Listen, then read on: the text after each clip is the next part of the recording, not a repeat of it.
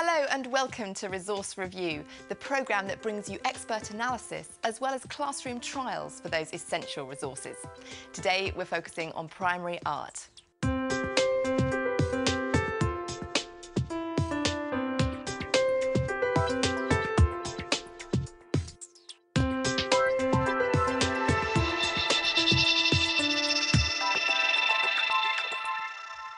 Joining me to recommend today's resources is Dan China, a primary and secondary art advisor for Buckinghamshire County Council. Alongside Dan, we have Adrienne Jones, a freelance education consultant and former primary school teacher and LEA advisor. Also on the panel is Nicola Cottier, head teacher of St Matthew's Primary School in Westminster, London. Dan, as our art expert, you're recommending three very different resources today: a resource for textile work, a magazine, an ICT-based animation. It seems to me that we're spoilt for choice for primary art resources. Well, I wouldn't say that. You've got three really interesting things. One's really useful, one's just fun, and one is good when you need it. Well, let's start with Bondaweb. Can you tell me a little bit about this resource? Or this is the actual resource, isn't it? This is Bondaweb. It's not very exciting to look at. But what it does, it's glue. It's a sheet of greaseproof paper with a thin film of glue on it, which you can use to combine fabrics and materials. So you could get some fabric, you place the... So you can place it down gently on there. You would then lay on other bits of material, fabrics, threads, bits of felt, bits of foil, and then you just put it under an iron, right, and the heat will just stick all that together, and you get some really lovely, interesting effects with bright coloured silks and so on. Great. Well, the acid test for any resource is how well it performs in the classroom. So we gave Bondaweb to teacher Serena Newstead at Ashmead Combined School in Aylesbury.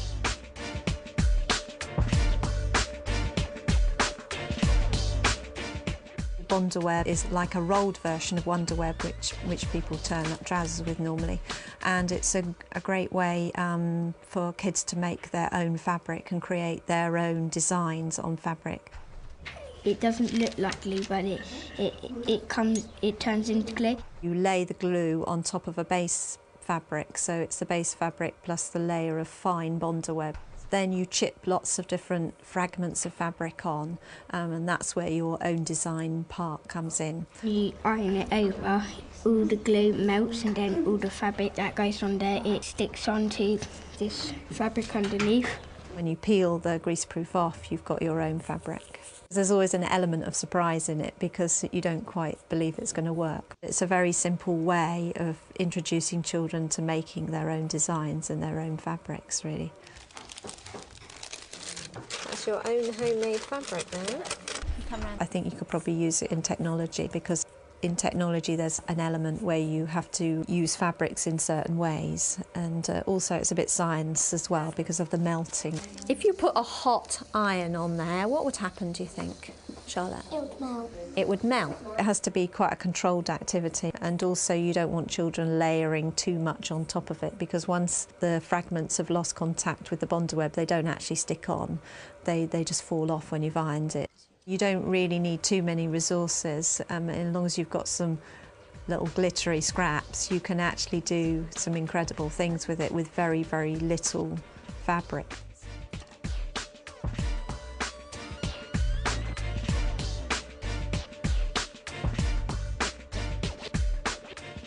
Well, Dan, it looked like the class was having an awful lot of fun there. We had a play around with this earlier. Fiona, our researcher, did an excellent job, I think. But here, we used it kind of as a glue in between pieces of material.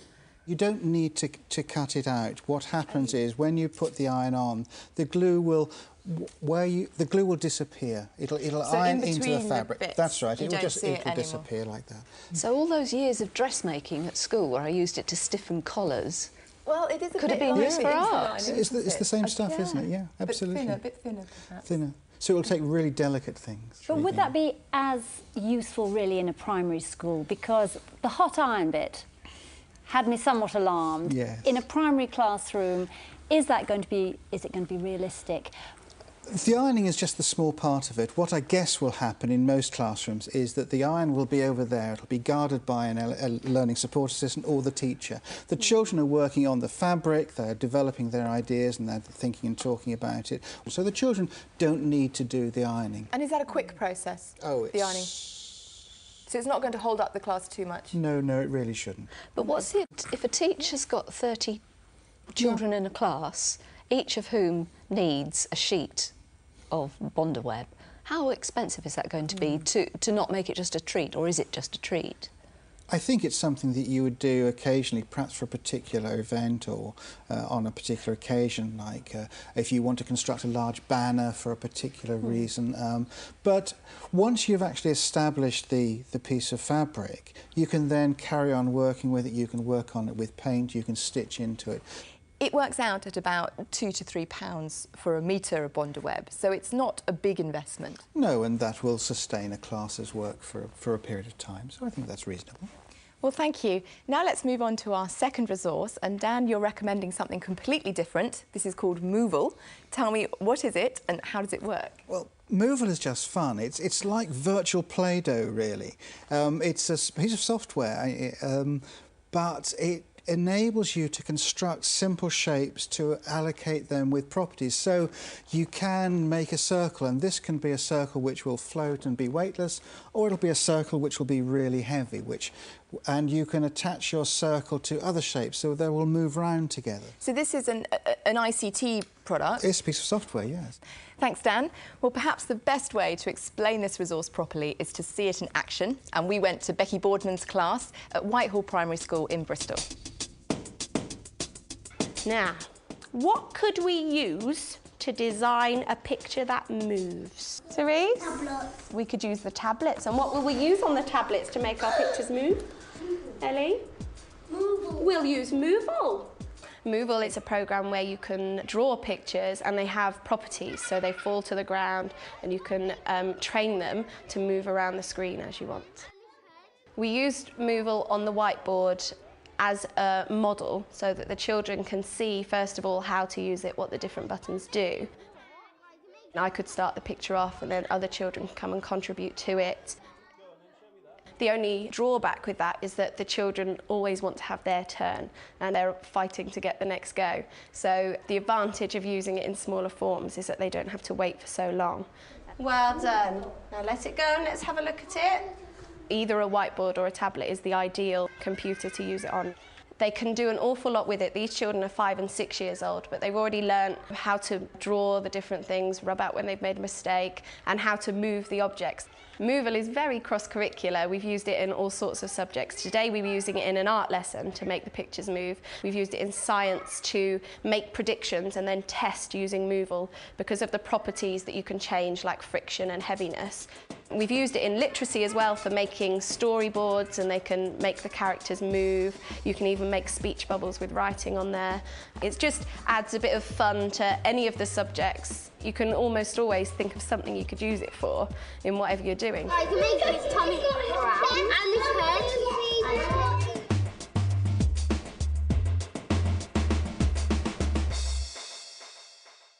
Dan, seeing the resource in use there, what aspects of it do you find most impressive? Well, those were quite young children, but they found it fairly easy to use. They were using it in quite a sophisticated way. But I think it just enables you to tell narratives and tell stories in all sorts of intriguing ways, and to put... And I think that'll just be really exciting for children, and they were excited by it. Would using a resource like this put children off drawing themselves without any ICT or computer or tablet? Would they feel frustrated because they can't produce work on their own that's as good as this? I mean, these are smashing little drawings. Adrienne, by yourself, I believe? No, they are great. So this is the kind of thing that you could draw, and then Movable would then, you could animated? Oh, they will. Yes, you'll have the blue shape will be taking the green shape for a walk, and they'll be following along, holding hands, going around the room, which will be just fun. No, I don't think so. I think the joy about this sort of software or animation generally is that you don't have to draw well. You don't have to draw in the style of Rembrandt to produce wonderful, exciting things, because it's not drawing in the way that they would normally understand it. So I think it's liberating. On the clip, we could see how thrilled the children were. They were having such excitement. I was interested as well that the teacher mentioned the different subject areas where she could find uses for it. I thought that was very good. But I have a concern, which is that at the moment it's a resource which is free, but that's going to change. Yes. At the moment you can go to the website and you can play with it and use it and try it out. It will be a piece of software which will sell, as I understand, for about £150 for a site licence. So the plan is to launch it at BET 2006 and perhaps incorporate lesson plans, turn it more into an educational resource. The fact that it's great fun is wonderful, but is it really, you know, is it going to be worth that money? Is it still worth it? £150 really for a whole school use isn't that much if everybody would benefit, but we saw in the clip young children using it. I just wonder what would happen as children progress through the school. In year 6, for example, would they be fed up with it? I think they probably would. It's fun and it's interesting, but it has its limitations, and I'm sure if you were using it for 6 years, you would be bored rigid with it. I think, though, it's also a resource for a broad curriculum use. It's not necessarily just to be seen as an art resource. It's something that could come out for geography, for history, for literacy, and you can make sums with it as well, which would be intriguing to see. Well, thank you very much. Now, Dan, tell me about your third resource. Again, something different. This is Start magazine from NSEAD. Tell me why you chose this. Because it's a really excellent magazine for teachers, primary teachers of art, craft and design. There are 3 things about it. You see in this magazine, you'll see children's work and projects that have happened, like this one by Arthur Penn in Oxfordshire, where children have been working from the Botanic Gardens and produced the most wonderful work. So you'll see real work, real case studies written by, for and with teachers. You'll get resources with it. Normally it'll come with a poster. This is a poster which is from the V&A, which is wonderful quality, really exciting resources, and each issue will have one of those. And the third thing, which I think is really useful and relevant, is that it also has articles on the leadership and management within the subject, which is really very helpful. So for subject leaders, you get a sense of, you know, how other schools are managing the subject. And I think this is so really very, very valuable. And does it just come as a paper-based resource, or can you access anything online? No, if you take out a subscription, you can access it online, which will be interesting because it means that you will be able to pull some of the images and the text and use them in your own work on your whiteboard and so on. So it's valuable both ways. I think so. I think so. Well, thank you all very much. That's all we've got time for today. But to summarise, we looked at 3 resources for primary art.